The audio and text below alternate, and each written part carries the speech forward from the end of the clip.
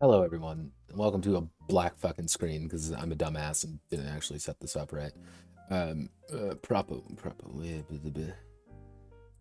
Haha! Hello, everyone. My name is Notepad, and I write games for fun. So what are we doing today? Well, Prydennik Kobiet finished up. That is done. I got the book all set up. It's nice and pretty. All right, you know what I can do, actually? Because I'm a professional person, and this is a stream off the book, so nothing really matters. Uh, welcome to the Prodenia Kobiet book. It's came out to be about 37 pages. Had to put in all of these little fucking paintings where they are. Everything should be set up correctly, but yep, it's done. I think it turned out pretty all right. Not like it's not perfect, but I think it does its job, and that's all you can really ask for. And that's up on itch right now. I should actually remind myself to. Oh god, I'm a professional. I know what I'm doing. I swear. Should update that. Make sure I actually put it on the website. 'Cause yeah, I have one of those. Let's not forget that. Don't worry, everyone else does either. Even me occasionally. So if we scroll all the way, yeah, it is not liking this. Then you go a bit. Done. And now, if we go to our current schedule, what we need to do is Iron Caskets, Steel Glory. Now, what is Iron Caskets? Iron Caskets was a... I'll never spell this fucking name right. I've been calling it Kobiet everywhere. But Iron Caskets was a game of me trying to ask a very simple question of how do I make tanker RPG? And how do me make tank go vroom? Which proved to be an amusingly difficult prospect. Mostly down to the fact that there was just a lot to take in. Catch my drift when it comes to tanks. Because there's a lot of tank stuff in the world. And really, when you look at tanks, you don't actually have that much when it comes to RPGs related to it, which I found actually kind of interesting, because I see a lot of people being like, oh man, I really want to run a tank-based RPG. I want to be a tank crew. I want to do tank crew stuff.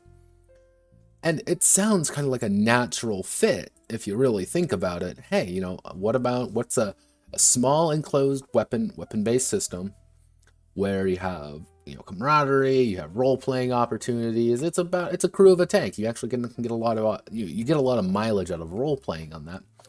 However, mechanically speaking, holy shit. No. That was a big no-no. And the reason it was a big no-no is because there was a lot to... Tanks work because they are not exactly what we call elegant weapons. They work because they are giant slabs of steel with people inside of them that load giant bullets, and not really bullets, shells, and that go boom. You know, tank-based combat is armored combat, and armored combat's big, scary, and intimidating. It is something that's massive to even consider, even think about. So, the original pitch of I'm going to make a game about a tanker game, about tank command, you know, about tank people in a tank, did not pan out at all. Because that's not feasible. Well, it's sort of feasible, but sort of not. What I mean by that is, we may wish for something like that. We may say, man, I really want a game where I'm a tank, you know, a guy in a tank with a bunch of my friends and we're doing tank stuff. Like Fury or something like that, the movie. However, while we may be saying, oh wow, that's super cool and super fun, the issue, the little counterpoint, is that you're going to have the guy whose entire job is to load the rounds. Because that's an essential part of a tank. Now, you don't think like, oh yeah, that's fine, you know, the loader, that's fine, that's a task. However, what do you roll for that?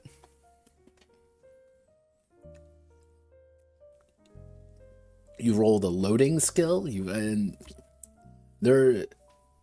it comes to tank stuff, ends up being a lot of little parts that aren't interesting to actually play, because what everyone says when they want to play a tank RPG, they all want to play around they want to be the commander of the tank. So I took that as, you know, a sign. Everyone wants to be a tank commander, not a tank crewman. So This is Iron Caskets, a game about being a group of tank commanders in a war scenario. Of course, can't really... Tanks aren't exactly for fun and exciting civilian use. Unless something changed over the years, but... There we go. And... overall, when I wrote Iron Caskets, I think the concept is there. I think the idea behind everything is. I think the main issue I kept running into was that doing this is a lot more complicated than I originally thought. Because there's a lot that goes into it. There's a lot of little parts, and those little parts have big impacts later on, and those little... everything kind of boils on top of each other until you end up in this moment where you're staring at a document and wondering what the hell you're doing. And I think one of the big parts of this game that I think worked, and it was always funny because I knew I did something right when I had a lot of people, when I was kind of describing handing the game out, giving, letting people look at it, being like, oh, wow, this seems like a really good skirmish game. People kept asking, where's the RPG part? And I'm like, interesting. No, that's an interesting little tidbit, a little note that someone, kept saying. That was like a repeated thing. I'm like, all right. I kept going through, and it's a role-playing game at its core, but it has a lot of that skirmish war game elements. So what we're going to do today is I'm going to go through here and make notes. Yeah, I'm going to go through this entire document, make notes and through it. And then what I'm going to do is, if we go to here, where are you? Iron Cask, there we go. Iron Caskets, what I'm going to do is I'm going to make a copy of this. We're going to have the kind of the base version, and then we're going to have the updated version, Steel Glory. As I always keep track of every iteration you make of a game. It may not seem important at first, and you may be saying, well, I'm never going to reference this again, but you may reference it again. You may look back and say, hey, that's a pretty cool idea, or hey, this is broke. Fuck. But my main notes for Iron Caskets was, where are you? Pretty well. I think adding a bit more, very important possible, more modules to make Iron Caskets go from functional to lofty title of decent. What that really means is I want to expand some of the aspects that I kind of wasn't able to, such as like kind of company system, the some more parts on your chassis and stuff like that, because I think that would be interesting. This entire section right here, the campaign, I think that's going to need reduxes. That's going to be me looking at it and going, ooga booga, me smack Jewish hammer. And then I'm going to expand some of the extra tread bits, because these were, at the end of the day, incredibly tacked on. So maybe giving them a little bit more oomph is what it needs to really make this game sing. So let's get going. I mean, it's not exactly the most elegant game I've written, but it's what I do best. So let's see. A handful of 10-sided die, 2 to 5 players, a War Master.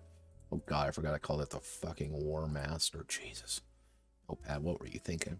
Attempts an action, chance of failure, opposition to another character. They must perform. Well, it's 2d10 plus attribute plus modifiers. Attempt to...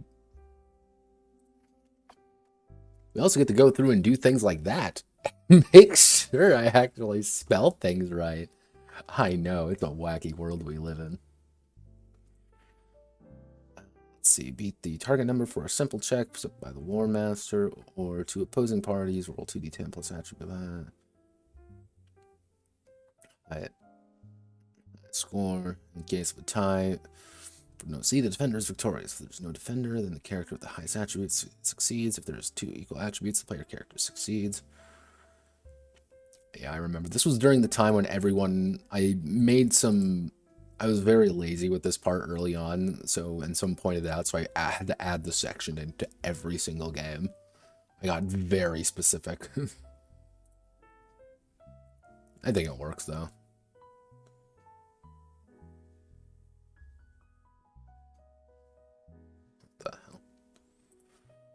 Oh god, 3, 2. Oh, that's my back going crickety crack. Also, fun fact tonight we are drinking Laguintas Wonder. It is a difference between spark of genius and flash of the pan really just comes on a whim, but how can something so hazy be so bright? Life is uncertain, don't sip. Hazy Wonder, it's called Hazy Wonder.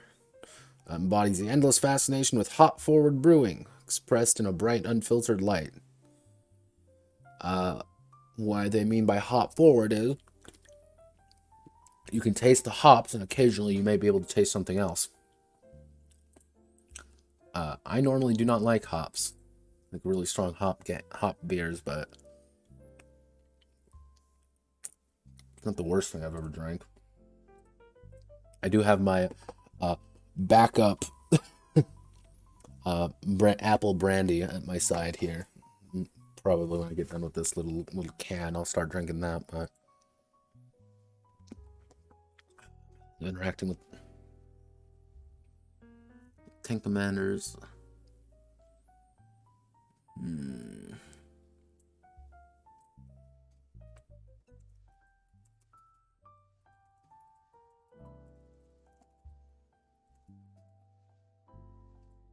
Okay,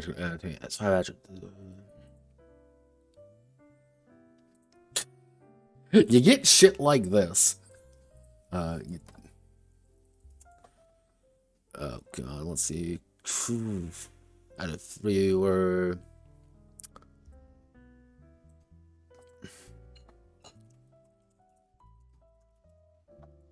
possibly increase.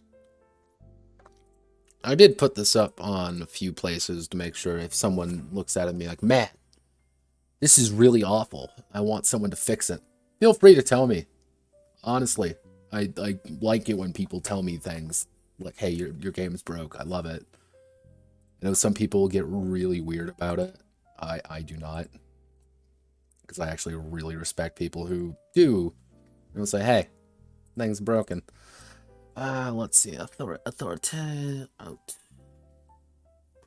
Remember, maneuvers with deadly consequences. Carry high authorities that motivate their men with ease, force them for max.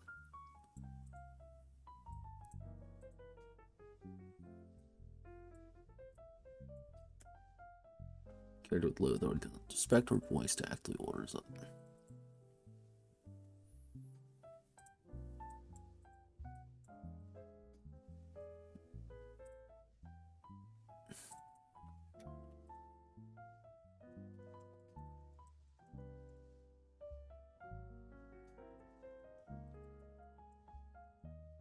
Go through that and just do that. Switch character with commander.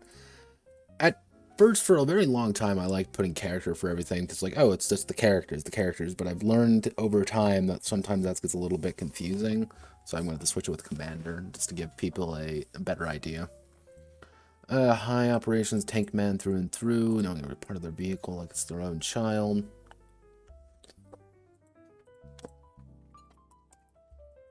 It is their own child.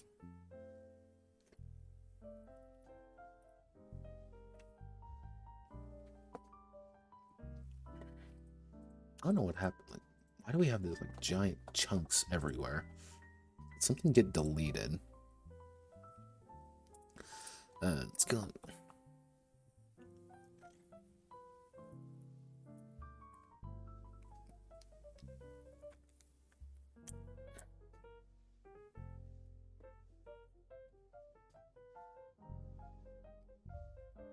Because I even switch between like commander's ability, the character's intelligence, the character. Yeah, I gotta fix that. Fuck. Nah. Very fun. I'm ready. I can do it. This is fine. I'm fine. Everything is fine. Stop panicking me. Wage war 5.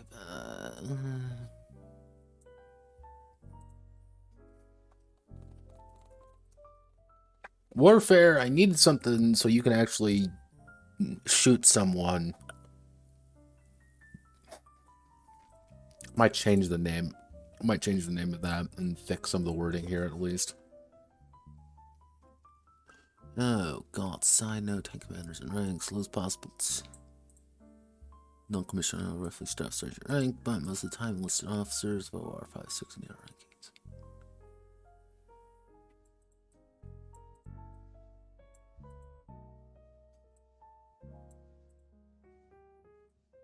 Tank commanders.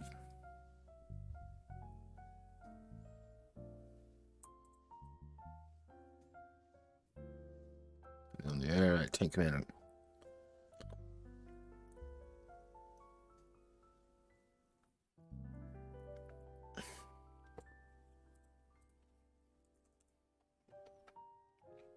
When designing officers, keep this in mind when approaching them. Feel free to assign their own personalities and quirks.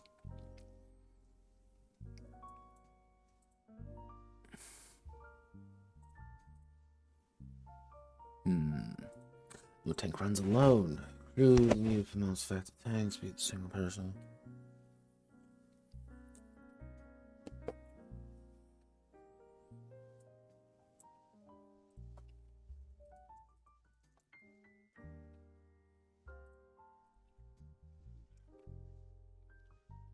These soldiers have the commander's responsibilities to order and command, managing parts of the tank in the heat of combat. Start of the campaign, crews a maximum number of soldiers equal to the capacity of the tank in question. Some tanks can accommodate up to 8, while others may just be 2. We have to distribute the number of crew skills among them. Number of crew skills equal to total number of crew times 3.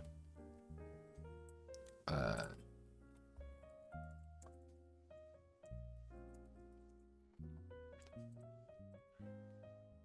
have to double check this number a few more times just to make sure. Crew skills when used commander issued an order to their crew following the 6 skills that every crew member may learn: driver, gunner, loader, machine gunner, mechanic, medic, radio operator, and soldier.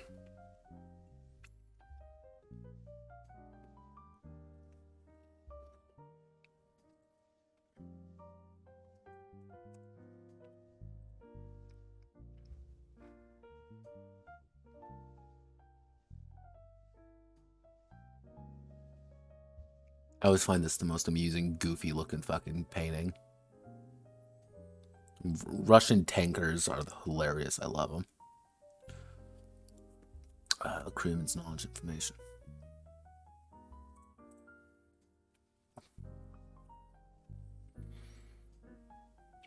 Treating non-mechanical. Why did I put that? Treating injuries to the crew and assisting those who are knocked out. Radio operator.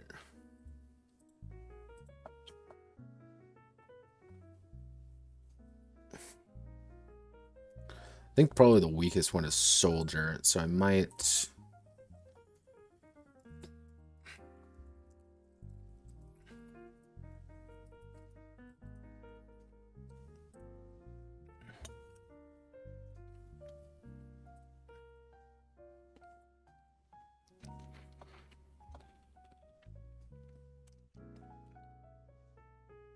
Yeah, I also put in, the starting crew. I forgot I put him in above simple. Let's see. Sergeant Jeremy Holmes, 2201.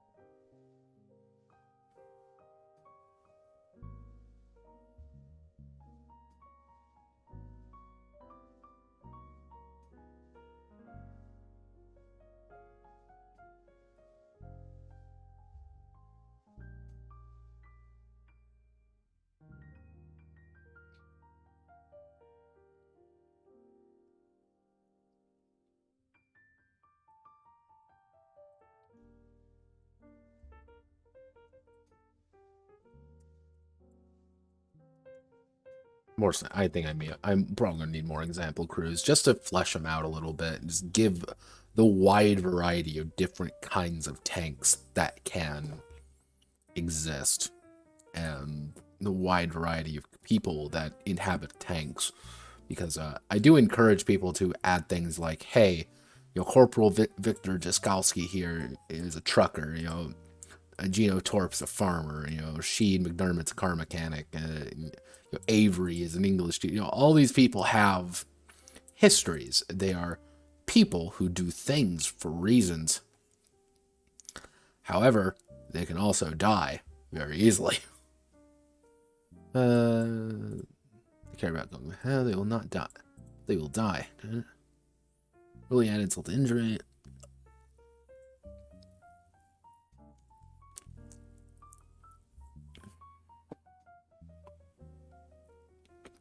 Actually, you know what? I'm gonna integrate into main mechanics,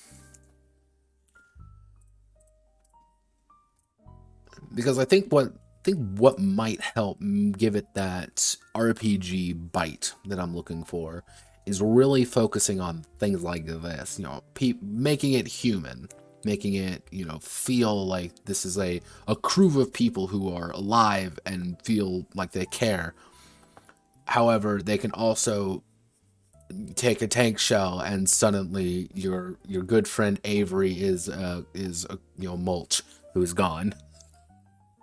I ain't coming back anytime soon.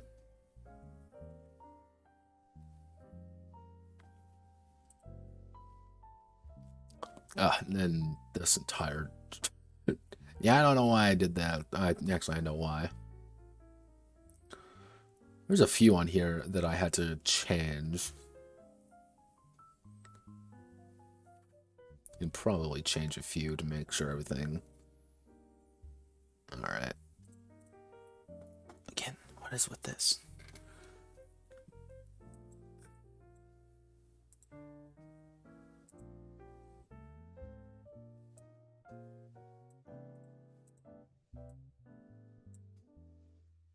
Create an armor machine of rolling thunder. However, for purposes of playing streamlining the experience design, its attributes silhouette represents size and ability to strike the tank, as well as with certain conditions. Represents the ability to shrug off damage, as well as reduce the effects of a strike. Mobility's maximum speed the tank can move. Hard points represent the number of additional modules and improvements that can add to the tank.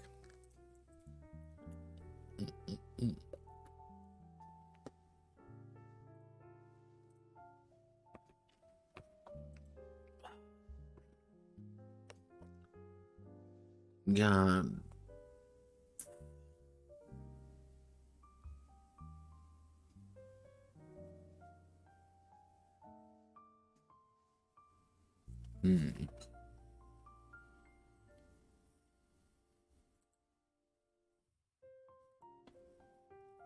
Base size. Well, heavier chassis moves slower, but they will take a contrast a light tank with trade armor, power from ability. Destroy its function abilities on the battlefield.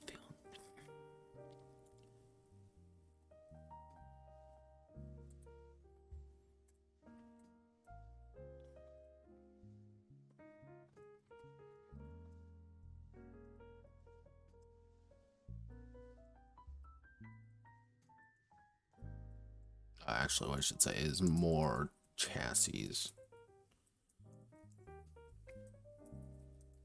What I may do is I may change some of the nature of the chassis up just a smidge. So instead of just being like, this is a light tank, though, this is a light head, you know, this is a light tank destroyer, this is a light, you know, infantry, you know, destroyer. Let's give each tank kind of its own unique feel rather than light tank, medium tank, heavy tank, super heavy tank. Hopefully,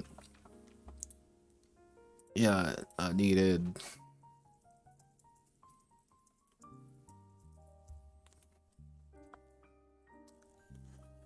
I might be able to do that, I might not, I don't know. Frontline support infantry.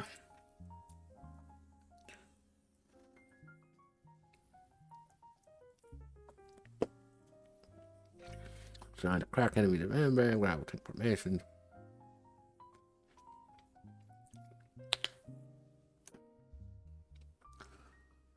With a vehicle and more of a weapons platform, moving slow and being on massive target has its advantages, but overall its armor is almost has its advantages, has its disadvantages. I mean, but overall its armor is almost impenetrable. So yeah, we do have it's pretty natural 0 up. That's a pretty normal increase. So I think adding a little bit more variation to each one may give this a little bit more bite, and I think that'll work. Assigning hard points and equipment. Okay.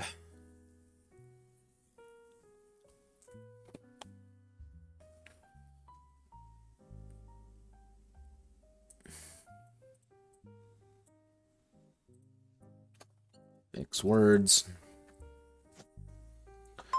The tank represents the bare minimum the tank needs to operate. Engine. The hulking behemoth moves not dying. Having your engine destroyed or damaged will cause the tank to stop at the tracks, going nowhere. Without fuel, the tank will be going nowhere fast. The ability to carry fuel in the conflict is essential for the tank to continue maneuvering. If the fuel tanks are destroyed or damaged, the tank is running on empty soon or explode. Or it.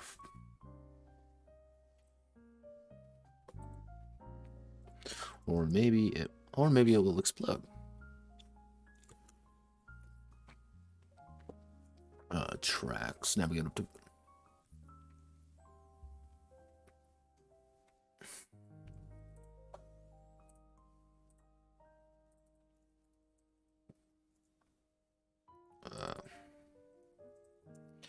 The tank is unable to move properly unless they are repaired. Transmission. Having a transition is further down, it'll cause the tank to stop and expose the crew. Alright. Basic modules speaking, I think this works. I could probably add some more, but I don't know what I would really add. Because I actually based a lot of the tank designs on this game off World of Tanks. Fun fact. Because that was the closest thing I could really get to like relatively accurate designs without me finding literal tank blueprints. Being like, how do you kind of gamify, a massive marvel of engineering effectively. If you really think of what a tank is, it's astounding. It's a giant metal behemoth with a gun on it. So advanced modules, okay, that's for fundamental level.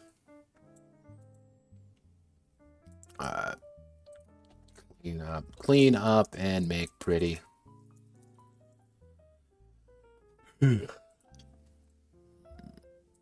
Bump, bump, bump, bump, bump, bump, bump, bump, bump, bump.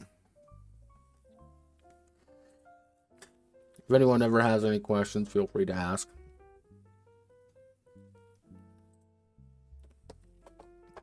I'm a man of many talents.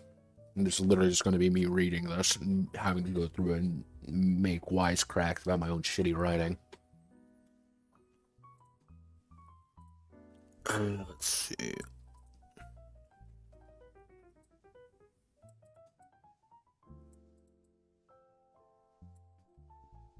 Do I actually even... Oh, wow. Okay, I don't even really go over any of these. Okay. I need to be a little bit more specific with the ammo rack. Specific. Actually, what I should do.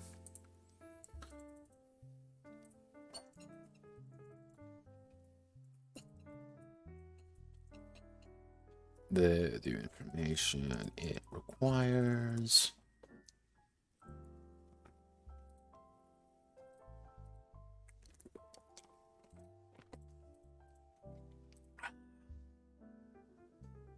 Three, two, one.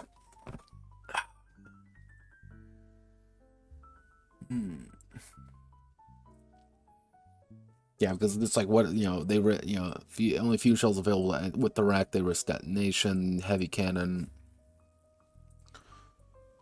3 hard points, light cannon. Like I should give these a little bit more of behind each one because I put this down here. Number of improvements, and then it's like what it does. Okay, this is kind of this is laid out really weird. This is going to need a complete rework of how it's laid out.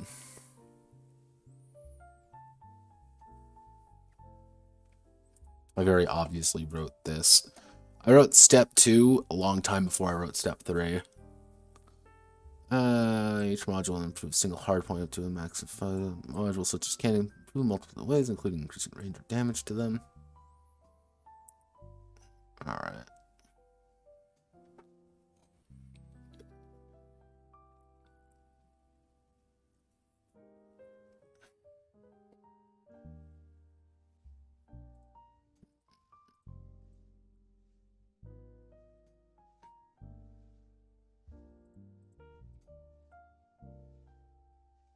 unknowns. Base, light, lights, heavy, light, medium, heavy. Yeah, like, there's a lot of white space here. Like, I have to, and what I'm gonna have to do is I'm gonna integrate this section with this section and just make this all one big section, I think, because that's the only way that's gonna work. And I'll get to the actual meat of the game. We'll engage, combat, Alton. This is called combat.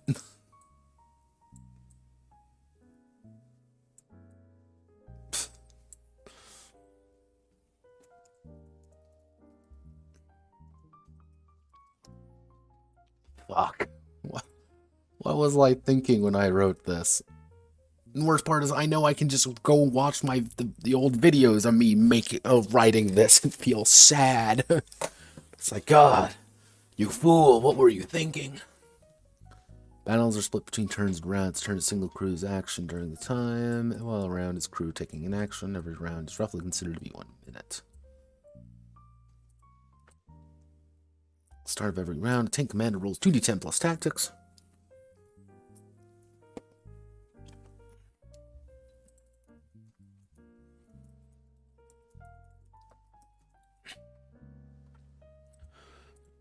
Next first of the round, then sends from that. Then sends.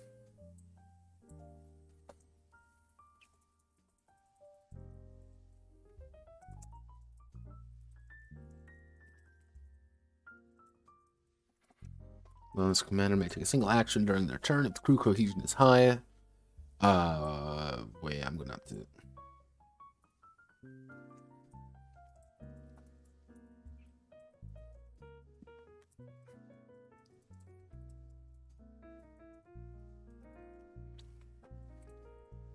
Where is crew cohesion?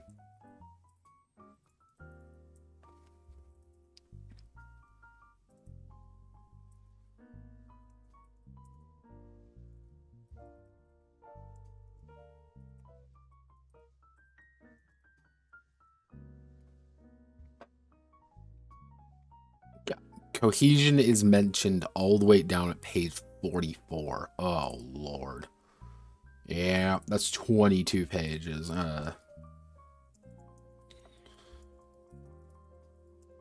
Notepad, what were you thinking? And this is why we do Redux streams, kids.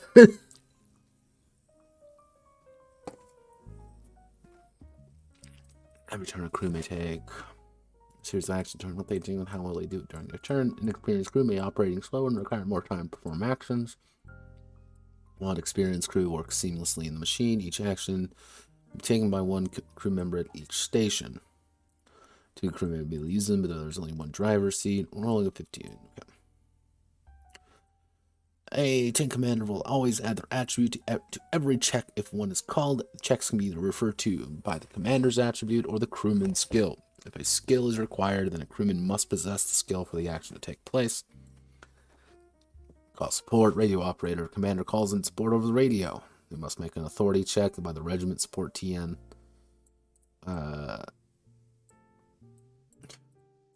Give me 1 second. Let me just put in the...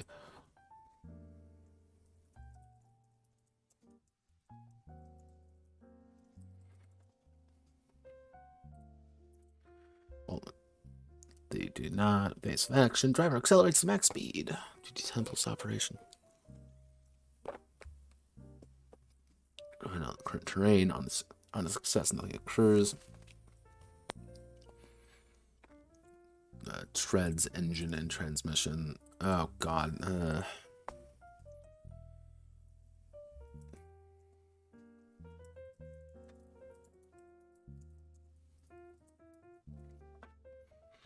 What do I want to do?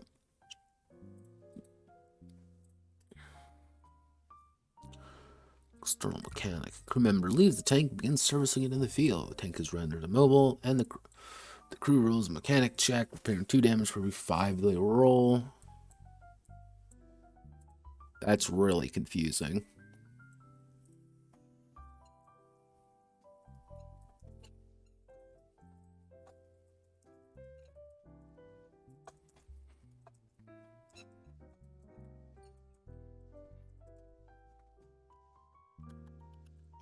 that doesn't work.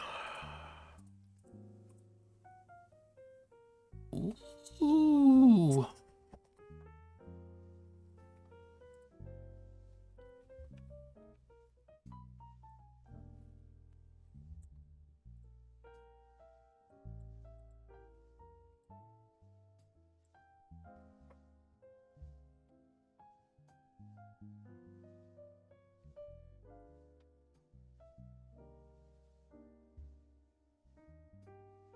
Hard turn, next hard turn, not needing to spend the movement.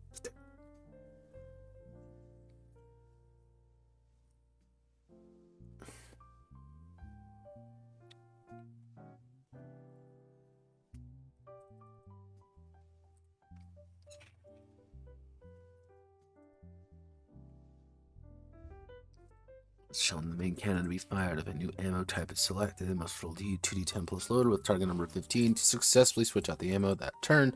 On a fail, they're able to load it next round. Assist their wounded comrades. They must make a medic check. I bet I was thinking I was very clever when I was doing this at first.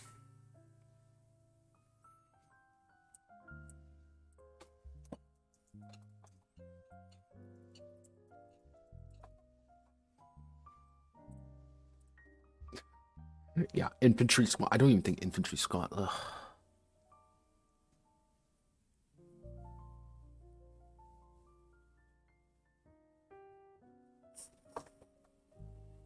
Oh, I'm going to be worried now.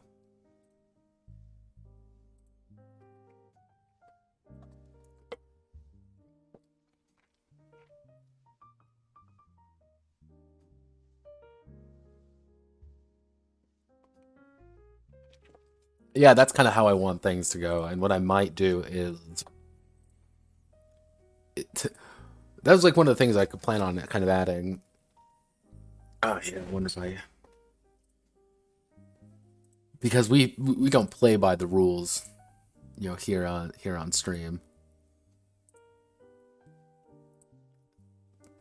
For context, this is what was just given to me by a loyal viewer named by the name Toast. Now, the goal is to attempt to get something like that. Now, there isn't necessarily straight mechanics and straight issues like that go into, you know, just the pure confusion. That's kind of where cohesion comes in.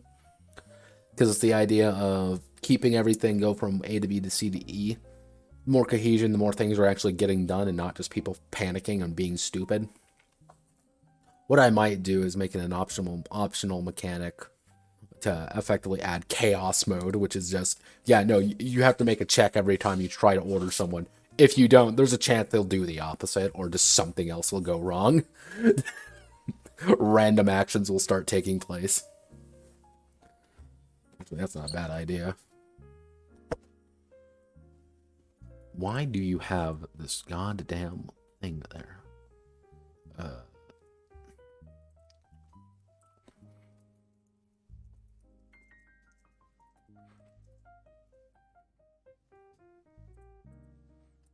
There we go. Don't forget to add chaos.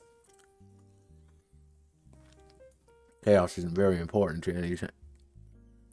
Honestly, that might actually help get a feeling across for your crew. The less experienced your crew is, more opportunities are going to have chaos erupt, and people are going to try to take evasive action when they really shouldn't, and failing.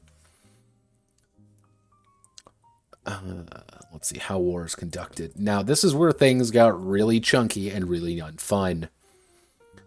Being told the action having them work plays two separate ideas. It's no different. Victory in armored warfare goes first. This is the first to act and fire with lethal consequences. Those who underestimate the power of the enemy are slow, dangerous, allow momentum to carry them to victory. Tanks have difficulty making sharp turns or chasing enemies and anything other than another tank.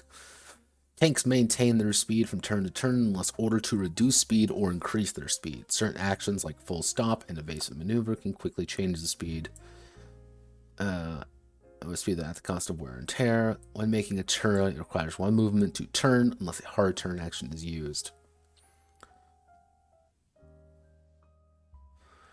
Consulting the picture here, all three tanks are at mobility 4 and are moving at speed 4. The green tank is moving forward 4 spaces. 1, 2, 3, 4.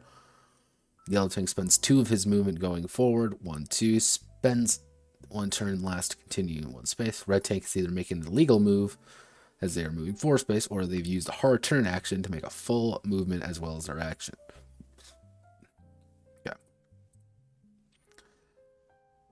The tank will always perform its full movement as long as its treads, engine, and transmission are still functional on its turn. Actions can be committed at any time during their movement, but they will finish their movement regardless. Yeah, this is where things started getting a little complicated, because in a lot of RPGs, when you say moving, it's very, I'm going to move 5 feet, I'm going to move 20 feet in this direction. Okay, I moved over there, that's it. Like, not a lot of games actually use momentum at all, which I found out, and that sucks. That's very unfun to actually deal with. So, the goal, anyway, is to try to make it so you want to keep increasing your speed, but kind of control it at the same time of like, oh, well, we need to go backwards. If you're going full speed ahead, you're not going backwards, unless you do a stop and you start hauling ass back, because that ain't how momentum works, kids. The vehicle is in position. How does one stop the enemy from destroying the crew? Attacking them first. Gets another armored vehicle is done using the main gun. The main gun of the tank is the most essential component in warfare, shooting high-velocity rounds directly into the chassis of the enemy tank. And the tank's vehicles and infantry. While the main is also the most deadly, it's also the most precarious. Depending on the size of the gun, it takes a number of turns to successfully load it. After it's loaded, the E-gunner...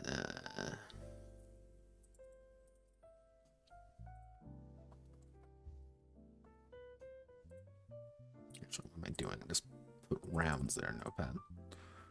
Rounds successfully loaded. After it's loaded.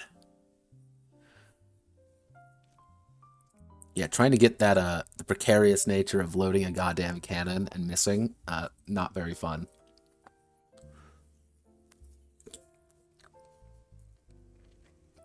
I had to load and move the gun to position simultaneously, but inexperienced when we struggled to multitask.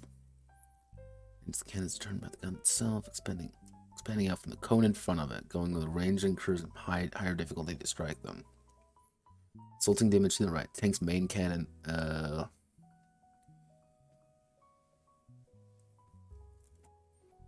Do I actually... I don't even put in a thing about it. Let me see.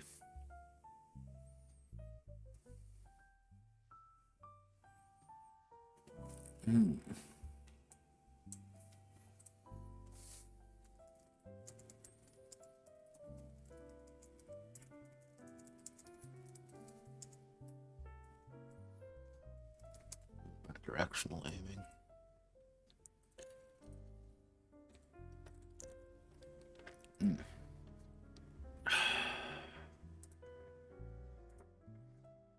I really don't want to even finish this beer. It's not even really good. That sucks. Don't lie. But I bought it, damn it. I'm gonna drink it.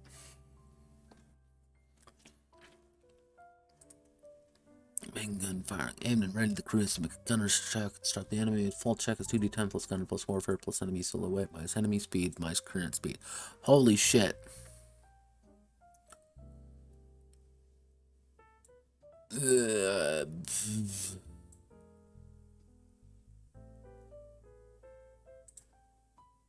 Oh wow, this is awful.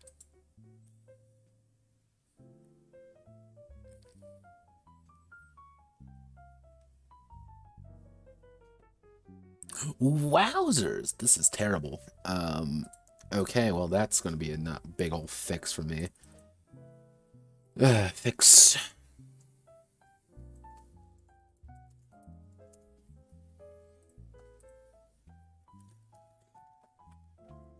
I don't know what I was thinking. I said I thought this was a good. Well, this was a full check. This is insane. This is one of the issues too is that things can change pretty easy from like here and here.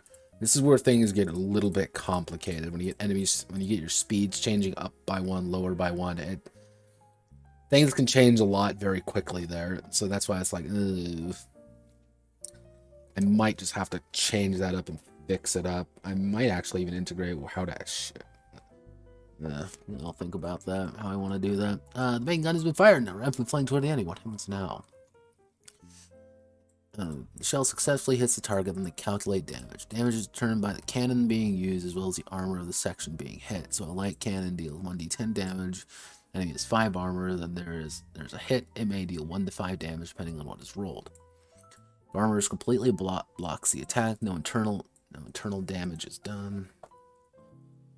The crew inside of the tank suffers clang.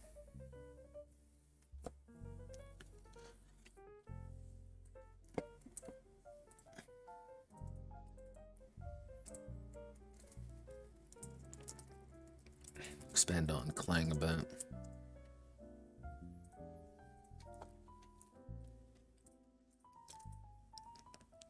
Clang was put in place. Now, the big thing is that Clang was put in place to make sure that the heavy armored death machines didn't just never do anything.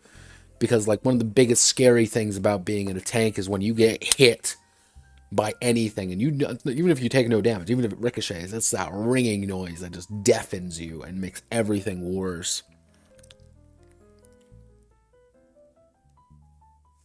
You know what?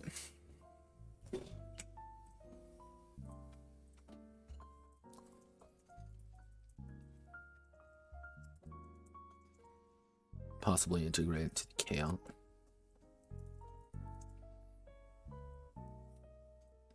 That actually wouldn't be a terrible idea, but you have to make a decision. Do you take damage to all your crew, or do you have to suffer more chaos, or things just start gradually going wrong because your driver's deaf, the gunner has been knocked unconscious, the driver's deaf, and you're now going sideways. It's like, oh god. Clang is a term used for ringing terrible noise sounds that come from getting hit inside a tank. All crew members take 1 damage every time they are clanged. If armor does block the damage, then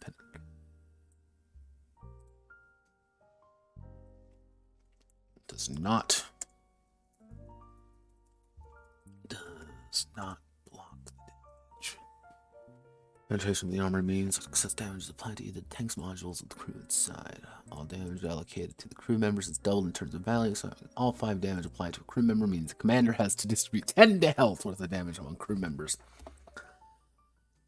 Each module has health equal to 10 plus improvements on that module. Each module is also...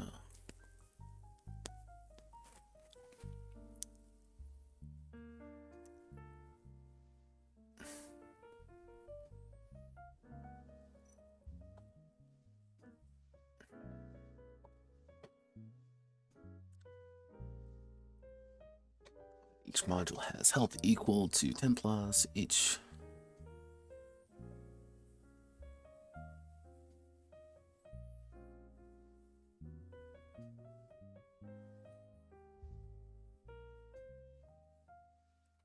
Destroying is avoided. What is destroying?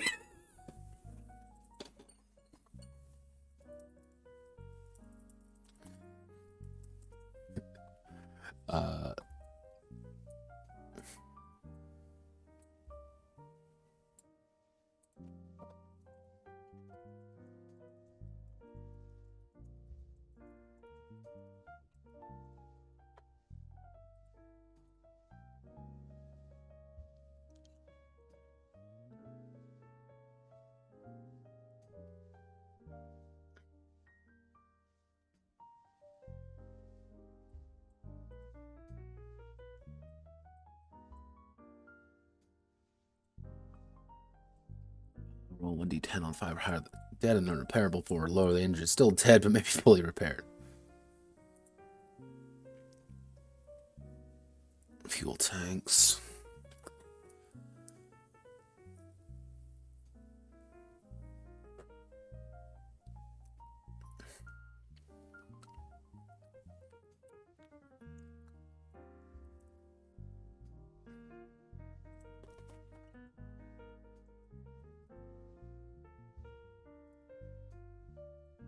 I don't even have the term full repair anywhere.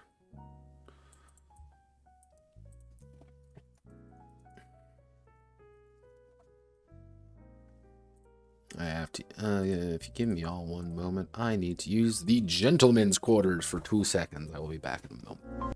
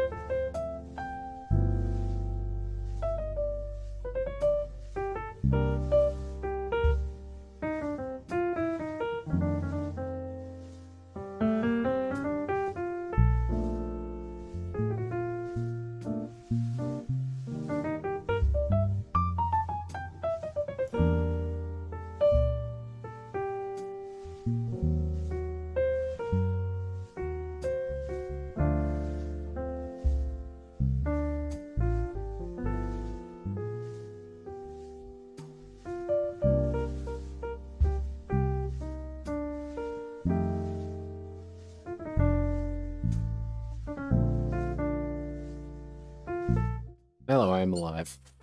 So, where were we? We were still looking at tanks. All right.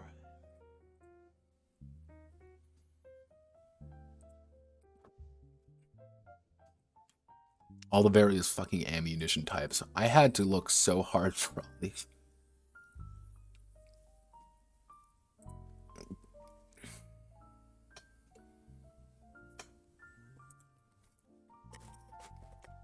No, I'm not done.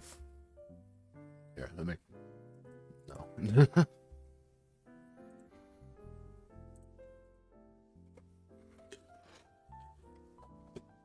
Let's see. We got armor piercing, high explosive squash heads, hedge rounds,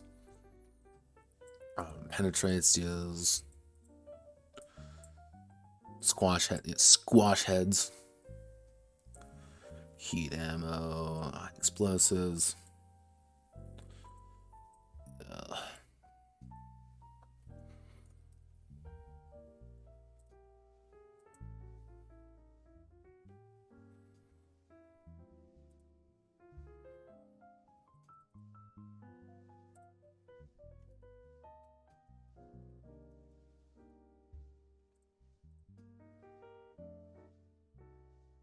All the various different ammo types. It's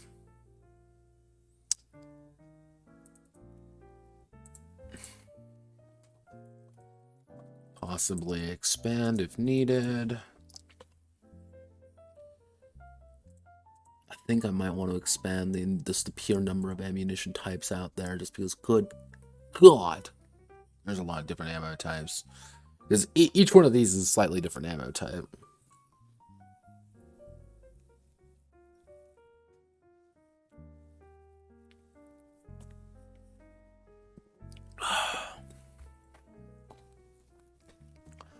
The infantry squad poses a significant impact on winning battles. Infantry squad raid from the combat rating of 0 rookies to 5 elites, with 2 infantry squads engaged with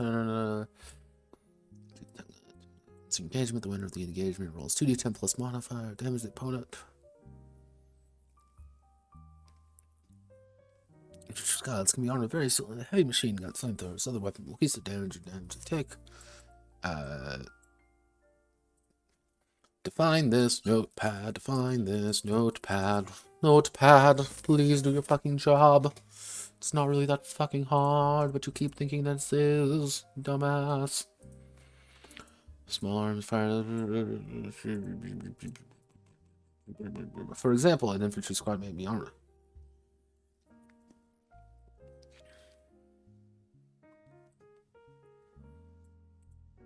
suffocate its occupants, will burn them alive, or sticky bones to blow treads. Suicidal soldiers may even attempt suicide bombarding. Attempt.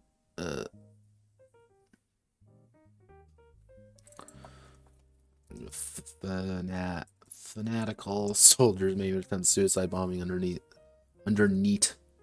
a tank, destroying the thin hull under. Una. God, what the hell was I smoking when I was doing?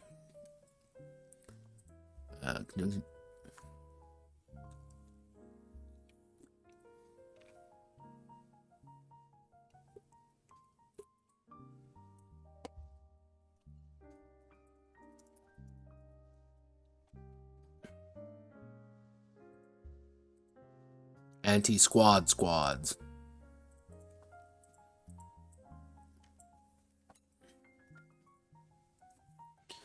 However, they require crew to assist on pushes and cover them from enemy fire. Tank with no infantry is sitting duck, and infantry no tank are very squishy. Work together or die alone.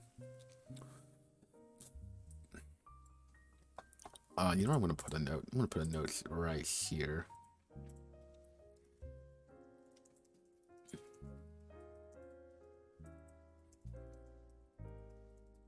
This is one of the parts that kind of got put on the cutting room floor. Because my idea was initially is that I wanted every single part of the company that you're a part of to feel like you know them. So it's, you're not calling up Sergeant 1, please do your fucking job. It's Sergeant Kilpatrick and his squad. And Kilpatrick's a cool dude. You like Kilpatrick. Why aren't you covering him? Oh god, Benny's dead. Oh god, Jimmy's dead. And oh, do you want to try to save Kilpatrick, or do you want to do your fucking job? So I wanted to get that across of that. So I might, I'm going to expand on that. I think that's a good idea for Steel Glory. Fields of chaos. No battlefield. Hundreds of hills die on, thousands of miles won't touch land. Too bloody with the corpses of your enemies.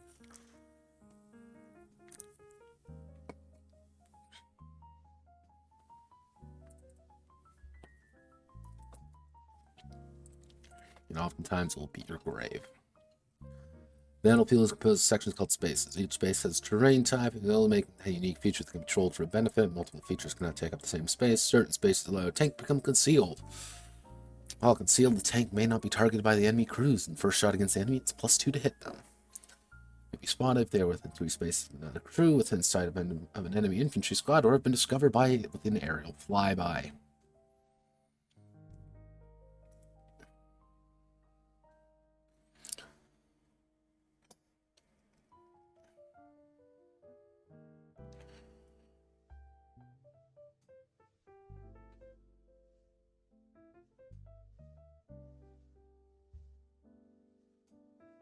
Thick, deadly, hot, uncommon, no place for a weak of heart of constitution.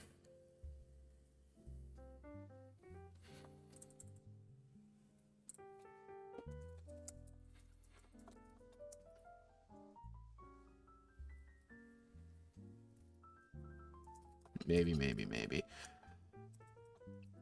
Because, like, this is, if you really want to be specific about it, like, this is 95% of places you're going to be fighting in these very specific areas, like the desert, forests, hills, jungle. That's what you're going to be fighting in. So, I think possibly adding some more unique ones may be good, such as, things like the marsh, things like, deep mountains and stuff like that. That could lead to some interesting abilities and generally ways to play. Let's see, highways,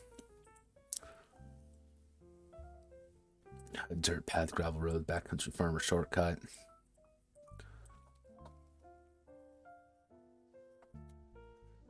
Hostile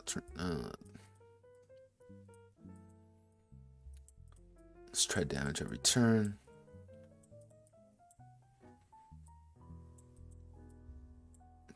This area is a death trap to tankers.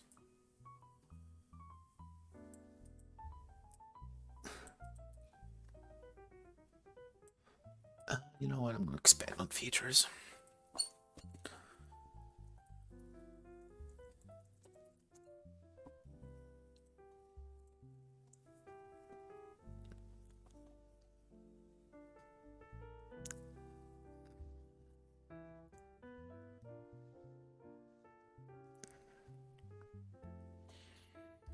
Simply a rough size. Column large enough for soldiers to die on. Roughly speaking, a small map should be around 15 by 15 acres, while large ones can be upward 20, 20, all the way up to 30 by 30. However, as the larger the area, the larger the amount of ground that must be covered. Urban combat, precarious subject, claustrophobic cities, death sentence.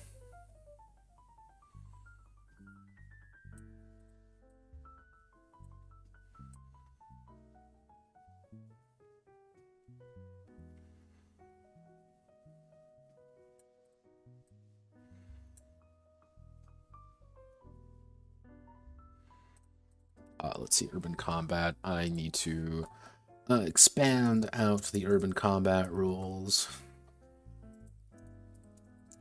as well as integrate into main book.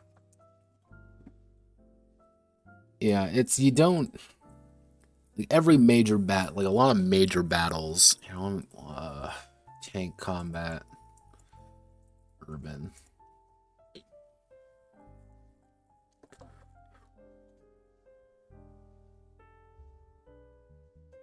Like, you end up with, like, having to go through things like this. Like, it's not, I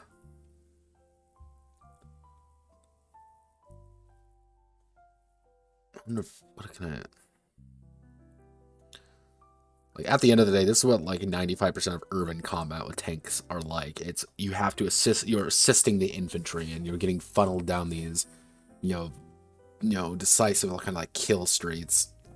Which maybe that's not very good. That's a fucking DeviantArt example, but I think perhaps getting some better ideas behind it. And you notice too, these are all modern tanks, which have its own like APCs and stuff.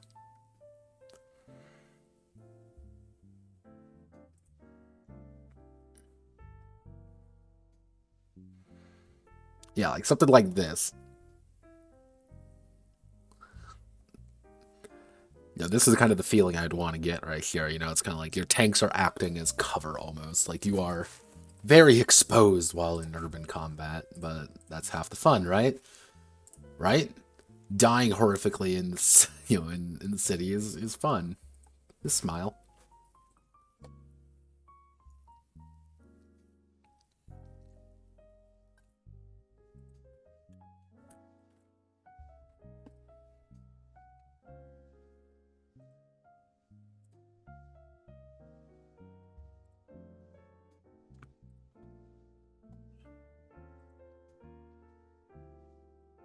Amping up the realism, making it a little bit more realistic. Feel free to add the popping the top rule. Line sides directly in front of them, 3 spaces. However, if you wish to pop the top on their tank, give them 3 or 6 of your vision viewpoint. However, if they are exposed, small arms fire may strike them. Anytime they are attacked by small arms, they roll a warfare plus. Fuck it. Fuck it. Put it in.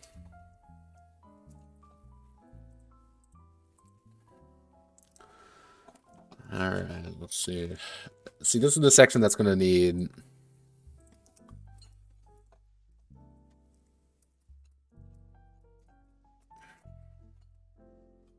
It's going to be the most updating here with the campaign. Because on paper, it works great. However, paper is very thin.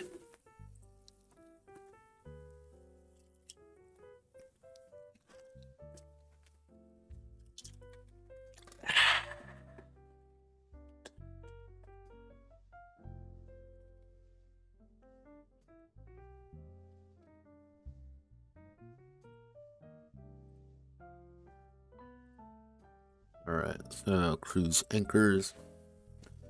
Makes sense. Hierarchies are present. Orders are given. Soldiers have names and faces outside the regiment. On the battlefield, the only people you can trust are crew and your tank. Also reflects its commander.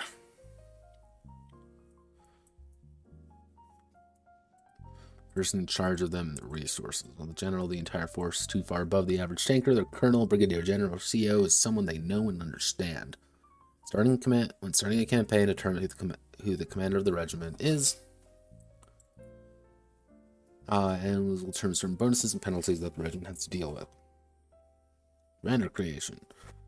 The war may ought to have players communally design. One may design one personally. The following sections are positive, negative trait problems the commander has, and in turn the characters have to deal with.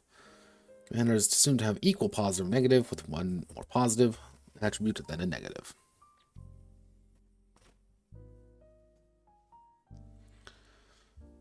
That's kind of a confusing way of putting it. I don't know how I want to fix that. Fix words. I need just to fix the entirety of support checks. Let's see, auxiliary forces.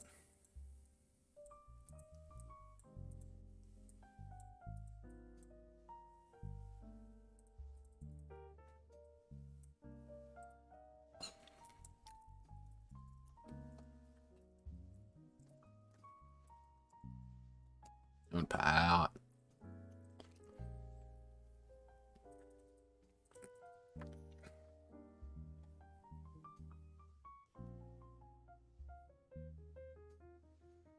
Industry connections, hardpoint, infantry general, combat rating, iron soldier, jungle rats, master of blitzkrieg.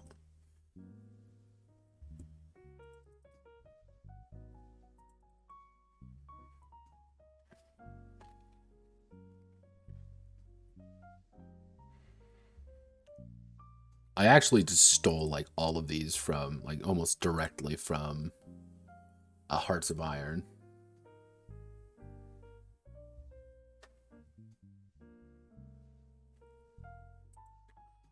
Because I have literally no creativity. Creativity's a meme.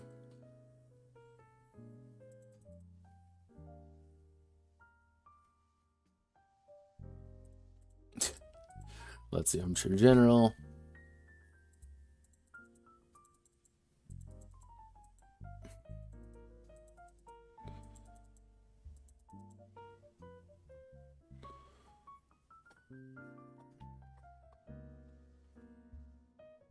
Quiet soul. Repentant does not gain thought. Retrograde. Soft-hearted. Trench slot. And that's actually one of the most infamous generals from World War II. He was the guy who fucked up Operation Torch. I believe so, anyway. Regiment composition. Yeah, I put hammers, slammers in here because I could. Because battalion controlled by a major, lieutenant colonel.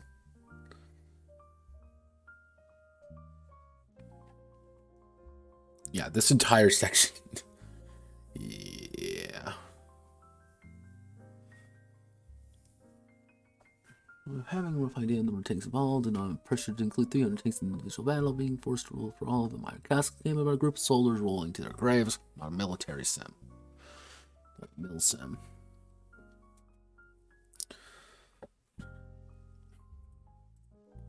The war is one. It is long, it is bloody, it is dangerous for.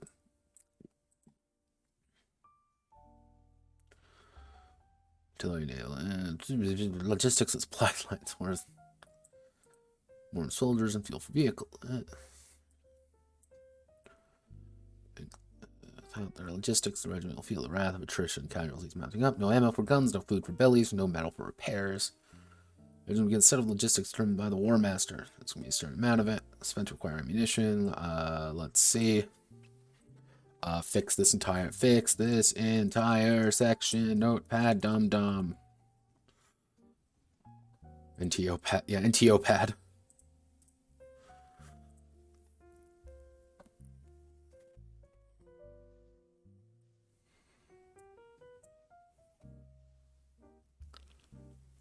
Regiment receives supply these logistics. They're considered in supply.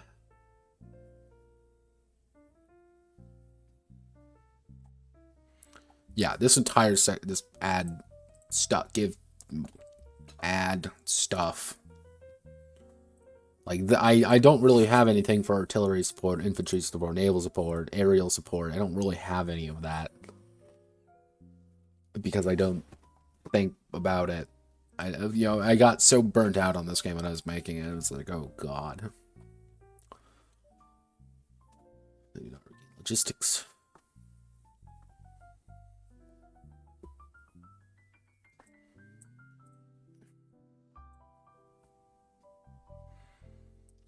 Most common when dealing offense in enemy territory, resisting some defenses. Each of these battles will take place over a period of a few days or even weeks. Every inch in each battle, these engagements will be fundamental to the success or failure of the offensive. Treat these as a tug of war. After a certain time, see below, whoever has the advantage has won the day. Force the loser to retreat. However, on ties, the defender will always win. Minor battle. Major battle, important push, strategic importance, decisive battle. Yeah, I can probably add more. It's gonna be one of those things. Just need to add more stuff here. I think just adding a little bit more, adding a bit more bite to it, giving it a bit more context and reason, I think is what. That's what's gonna sell this fucking game. That's what's gonna make this game work.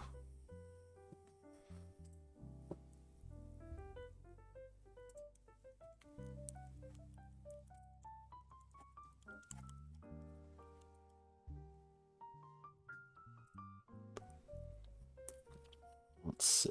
Okay. Honor and pain, perception red. My friend Bo like honor's perception of the enemies of the regiment. High honor being classified more land of noble souls fighting on the other side. While low honor paints the regiment as monsters in the guise of soldiers. Fame is perception on the home front. Well, it's high fame shows the regiment's beloved and celebrated back home among the soldiers, bolstering morale and immediate presence. Low fame displays the regiment as dregs of the army. Not noble or loved, but simply depressing fact of this war. The regiment starting out will be determined by roll 2d10 for each of them, then adding any bonuses and penalties associated with the commander. Honor. Traded for free captured allies. Request assistance from local forces. Able enemy camp commanders. Lower honor.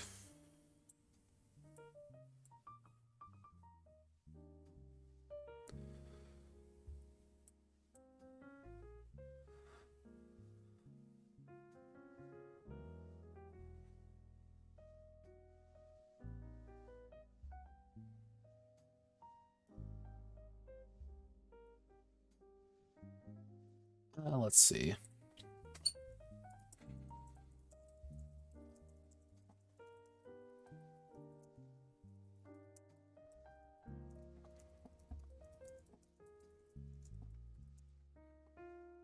There we go.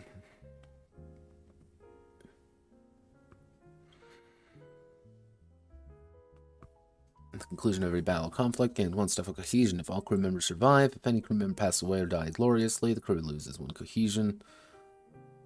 Gains 1 step of cohesion if all crew members survive. If any crew member passes away or dies gloriously, crew loses 1 cohesion.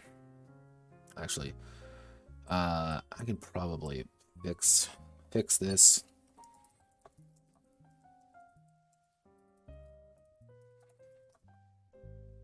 Bit less punishing.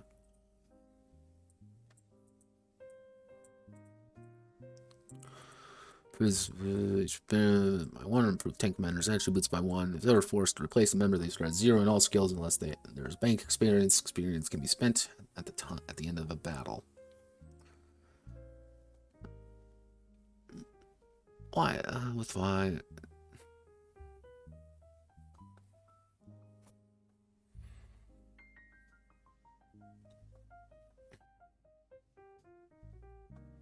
Single player go through multiple tank commanders and crews, getting attached to them and having them die heroically on the field of battle. It's glorious, it's not pleasant, and it's the life of the Iron.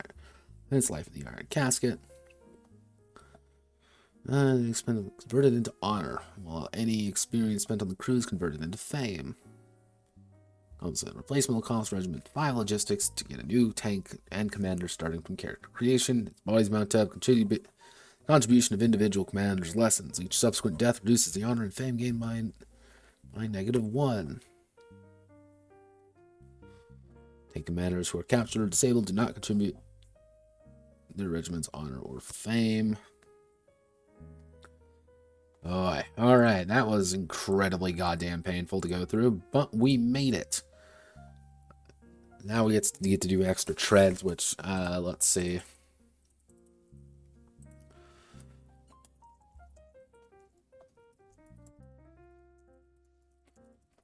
More.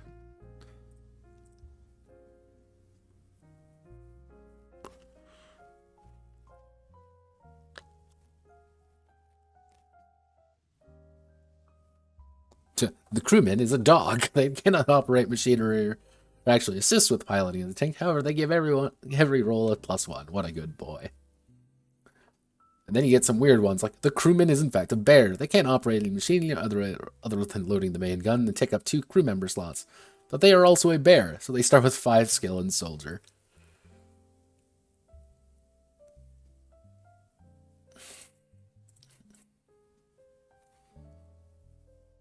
Cowboy. It's an old-fashioned set of rebellious cowboys sold the Wild West.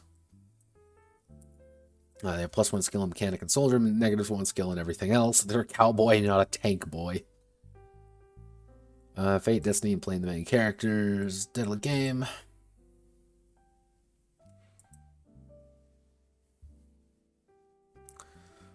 Tank commanders can use Fate and Destiny.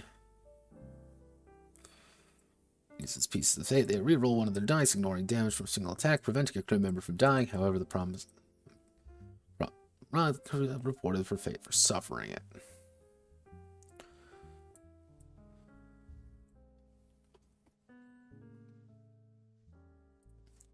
Add, expand out.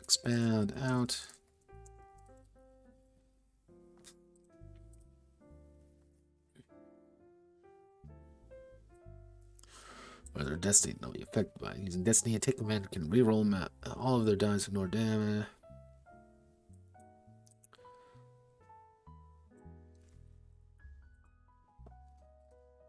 Expand out.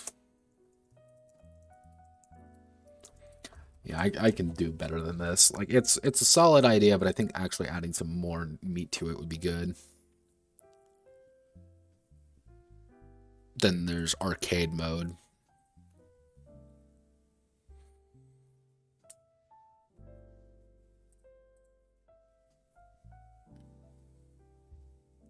Yeah, Crew Bear and Crew Dog.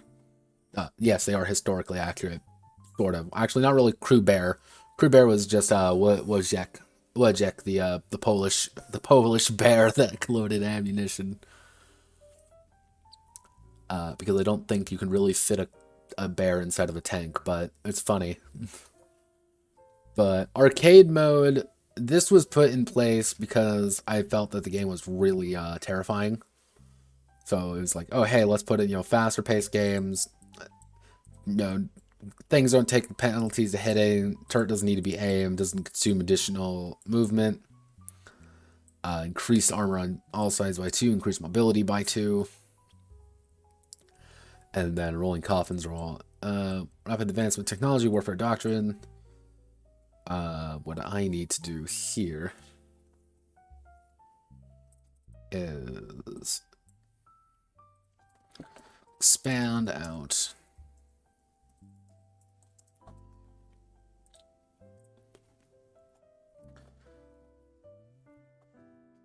Yeah, we also get things like postmodern tanks. Oh, getting pinged again. Hello, ping. Hello, ping, ping.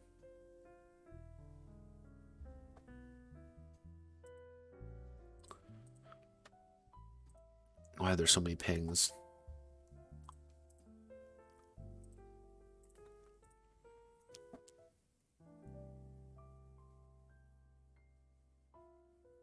You're shocked that I haven't built my own mega system for, like Palladium? Well, technically, we're going under strict technicalities. Where is it? Actually, know what I can do. Go to Lexicon. These are all just various mechanics I've written over the time. Where's the D2000 system? Where are you? Ah, here we go. Welcome to D2000, otherwise known as it's not the Megaversal system if you squint.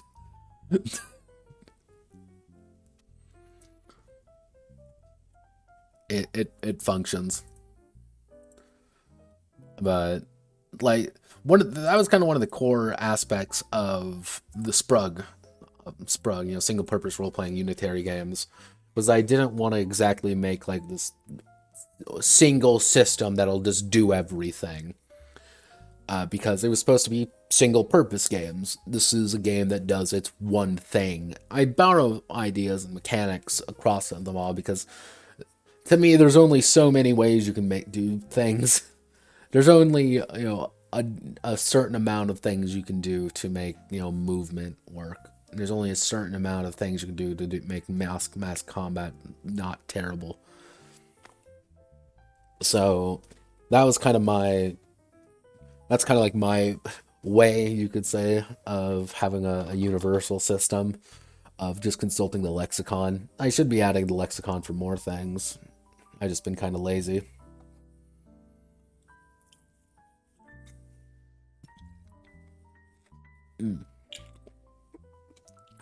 That's some good brandy. Good shitty apple brandy. Let's see.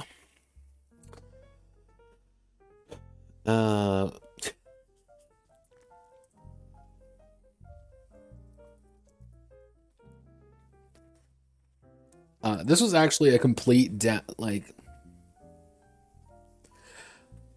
a complete request when I started working on this. Is someone asked, like, can I run a Girls Who Depends Our game in it? And I was like, yes, you can. And so I put in all the Senchido rules. I may make this kind of like a side thing. Like, even just like, here's the game, and then to make technically a second game with just the Girls Who Pen. Like, this is like how you play a Girls Who Panzer game. Just copy paste everything, just put in some little other weird mechanics in there to make it work. But that's it. All 57 pages of this game. So this game started at 57 pages and about 11,000 words. Judging by all of the little things I plan on doing, adding, fixing, I'm looking at probably we're going to hit about mid-60s. Probably 13,000, 14,000. That's my kind of my guesstimation if I don't really go ham on it.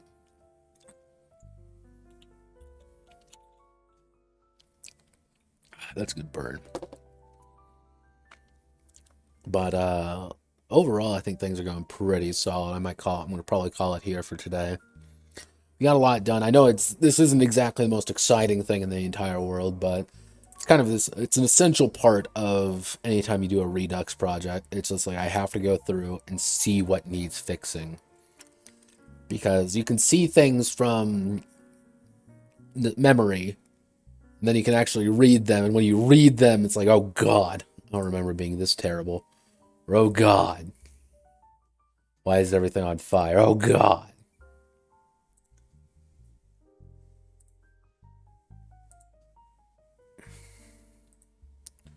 Oh, we got more people joining the White Room. That's nice. I like it when people join the White Room. But, yeah, so things are going pretty solid. What I'm going to do is, I'm debating on actually making a thread of it on TG. I'm like, hey, I'm going to be fixing this game. What do you people want from it? Half of me wants to, half of me doesn't. I'm probably posting in a few different Discords. Yeah, like, take a look. Go through it. If you see anything that you want to, if you want me to add something, or you see something that's borked and doesn't work, do it and tell me, and I'll fix it, because that's what I do. This has worked relatively okay for the entirety of Monster Girl Adventures, but that's its own special disaster. So overall, I made a guesstimate. How long did I guesstimate this was going to be? If I say like 1 to 2 episodes, I'm going to laugh my ass off now.